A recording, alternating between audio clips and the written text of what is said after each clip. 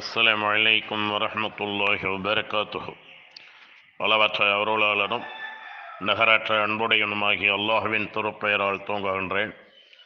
கற்றுக்கொள்வோம், கடைப்பிடிப்போம். தினம் ஒரு தகவல் எண் 703. தலைப்பு திடீரென தொடர் 2.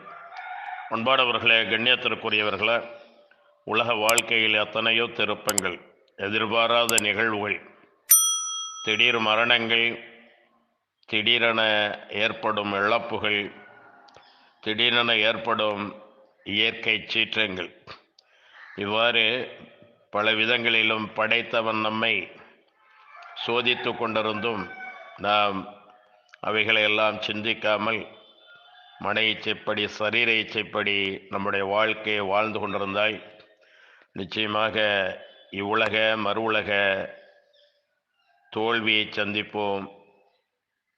ஆதலால் தன்னை உணர்ந்து, தன்னை படைத்தவனை உணர்ந்து, நாம் மட்டும் ஏன் பிரத்யேகமாக உயிரினங்கள் அனைத்தையும் நிர்வகிக்கக்கூடிய, அனைத்தையும் பயன்படுத்தக்கூடிய விதத்திலே படைக்கப்பட்டிருக்கின்றோம் என்பதையெல்லாம் ஆய்ந்து அறிந்து படைத்தவனை பயந்து வணங்கி வாழ்வதால் நிச்சயமாக இவ்வுலக வாழ்க்கையும் மறு உலக வாழ்க்கையும் நன்மையாக, செம்மையாக, வெற்றியாக அமையும்.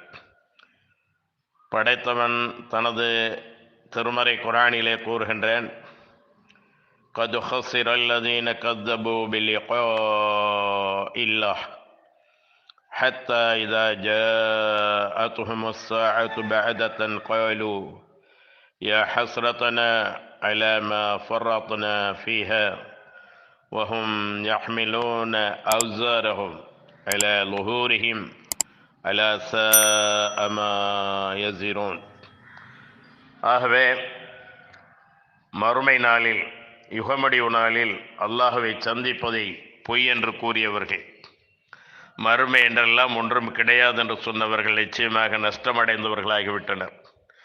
அவர்களிடம் மறுமை நாள் திடீரென வரும் பொழுது உலகில் நாங்கள் அலட்சியமாக இருந்ததற்காக எங்களுக்கு ஏற்பட்ட கை சேதமே என்று கூறுவார்கள். மேலும் அவர்கள் தங்கள் பாவச் சுமைகளை தங்கள் முதுகுகளின் மேல் சுமப்பார்கள். அவர்கள் சுமப்பது மிகவும் கெட்டது என்பதை அறிந்து கொள்ளுங்கள். 6வது அத்தியாயத்தின் 31வது வசனத்திலே வல்ல இறைவன் இவ்வாறு கூறுகின்றான்.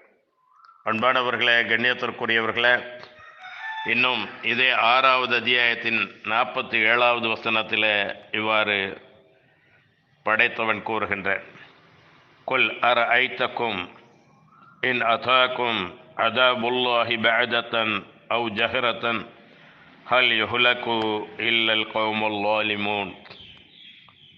திடீரென்றோ அல்லது முன்னெச்சரிக்கையாகவோ அல்லாஹ்வின் வேதனை உங்களிடம் வந்துவிட்டால் என்ன நிலை ஏற்படும் என்பதை நீங்கள் சிந்தித்தீர்களா? அச்சமயம் அக்கிரமக்காரர்கள் தவிர வேறு யாரும் அழிக்கப்படுவார்களா என்று இறை தூதரை நீர் கேளும். அன்பானவர்களே, கண்ணியத்திற்குரியவர்களே, கடந்த கால வரலாறுகளில் உலகம் முழுவதும் இறை தூதர்கள் அவர்களுடைய சமுதாயத்திலிருந்து அவர்களுடைய மொழியிலேயே அனுப்பி வைக்கப்பட்டார்கள். அவர்கள் திடீரென வரக்கூடிய வேதனை பற்றியும் நிரந்தரமான மறுமை வேதனை பற்றியும் எடுத்து சொன்னார்கள்.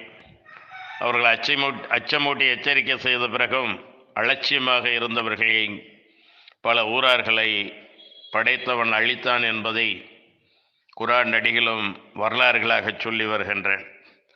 வகம் மின் கரியத்தின் அஹ்லக்னாஹா ஃபஜாஅஹா பஅஸுனா பயாத்தன் அவ் ஹும் காயிலூன். பாவிகள் வாழ்ந்து வந்த எத்தனையோ ஊர்களை நாம் அழித்திருக்கிறோம்.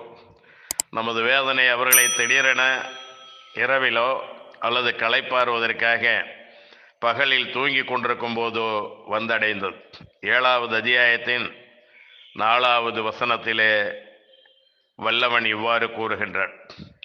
அன்பானவர்களே, கண்ணியத்திற்குரியவர்களே, சிந்தனா சக்தி கொடுக்கப்பட்ட நாம் எவ்வாறு வாழ வேண்டும் என்பதை வழிவகை செய்து தந்திருக்கின்ற மனிதனை படைத்து வெறுமனை விட்டுவிடாமல் அவனுக்கு நேர்வழியை காட்டி, இந்த நேர்வழியிலே நீ நடந்தால் உனக்கு இவ்வுலக சுகமும் மறுவுலக சுகமும் உண்டு,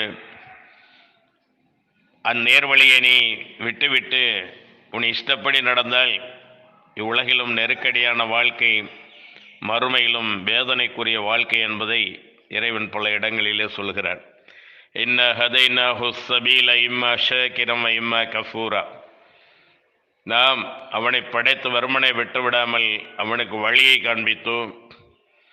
அந்த நேர்வழியை பின்பற்றி நமக்கு நன்றி செலுத்தக்கூடிய நல்லடியார்களும் இருக்கின்றார்கள். அந்நேர்வழியை புறக்கணித்து நமக்கு மாறு செய்யக்கூடிய நிராகரிப்பவர்களும் இருக்கின்றார்கள் என்று அல்லாஹ் கூறுகின்றான். அவனுக்கு முற்றிலும் வழிபட்டவர்களாக, அவனை முற்றிலும் சார்ந்து வாழக்கூடியவர்களாக வல்ல இறைவன் நம்மை ஆக்கி அருள வேண்டும். இன்னும் வரும் இன்ஷா அல்லாஹ். வாஹிர் தஅவானா அல்ஹம்துலில்லாஹி ரப்பில் ஆலமீன். அஸ்ஸலாமு அலைக்கும் வரஹ்மத்துல்லாஹி வபரகாத்துஹு.